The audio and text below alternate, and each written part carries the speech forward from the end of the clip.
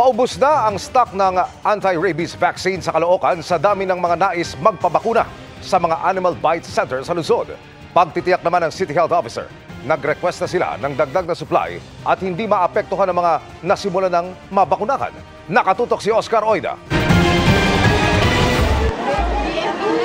Magtatanghaling tapat kanina nang abutan naming sumisilong na sa ilalim ng pick-up ang 5 taong gulang na si Astin at ang kanyang ina.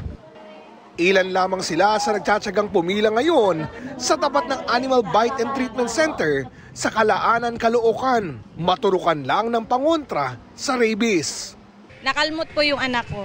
Noong Huwebes po ng gabi. Palaga ng kapitbahay. Kasi pumasok po sa bahay tapos pinalo daw po niya. Tapos nakalmot po daw siya. Ayon sa Caloocan Health Office, dagsa ngayon ang mga tao sa dami ng mga nakakagat ng aso o di kaya'y nakakalmot ng pusa. Marahil dahil sa tindi ng init, mas madali daw ngayon mairita ang mga alaga. Irritable lalo yung mga hayop pag ganyan mainit eh. Sa akin hanggat maaari, iwasan na muna nilang makipagharutan sa mga aso. Ayon sa City Health Office ng Caloocan, kada araw umaabot umano sa 220 ang nagpapabakuna sa kanilang 8 Animal Bite and Treatment Center sa lungsod. Pero di lahat ng pumipila agad na babakunahan. Wala na daw pong islat.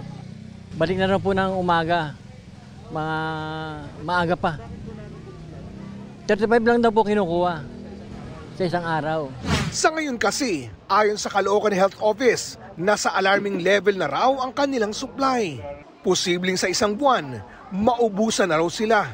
Sa ngayon kasi, paubos na yung aming mga stock, no? Pero may nakaumang naman kami na request kasi binibid pa yan eh, before bidding. May request na kami, letter of request na kami sa GSD for another round of delivery ng vaccine. Pagtitiyak naman nila, makakakumpleto ng dose yung mga nasimulan ng mabakunahan. Meron ng nakatabi na para doon sa particular na tao niya para ma-receive niya yung full dose niya. Samantala, dagsari ng mga tao ngayong araw sa San Lazaro Hospital upang magpabakuna rin kontra rabies. Karamihan, bunsod umano ng takot sa mga rabies-related deaths na kalat ngayon sa social media.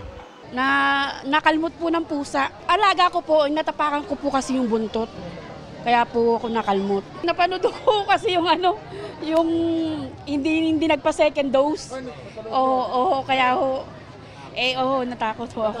Tiyaga lang ho talaga. Kasi dito kasi libre, wala hong bayad kaya tiyagaan lang ho talaga. Ang usual naming mga pasyenteng nakikita sir, nung normal na mga araw is around 800 to 1,200 patients in a day.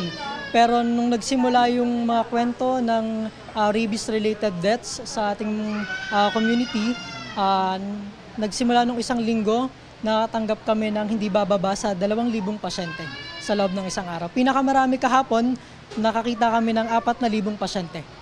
Bukas naman ang Metro Manila Council na pag-usapan kasama ang mga mayor sa NCR ang posibleng paglalaan ng pondo ng mga LGU para sa bakuna kontra rabies. Opo, ang DOH ay naglalaan po ng bakuna para sa mga local government units pero mahalaga po na maglaan din tayo ng sariling pondo natin. Para sa GMA Integrated News, Oscar Oida, nakatutok, 24 oras.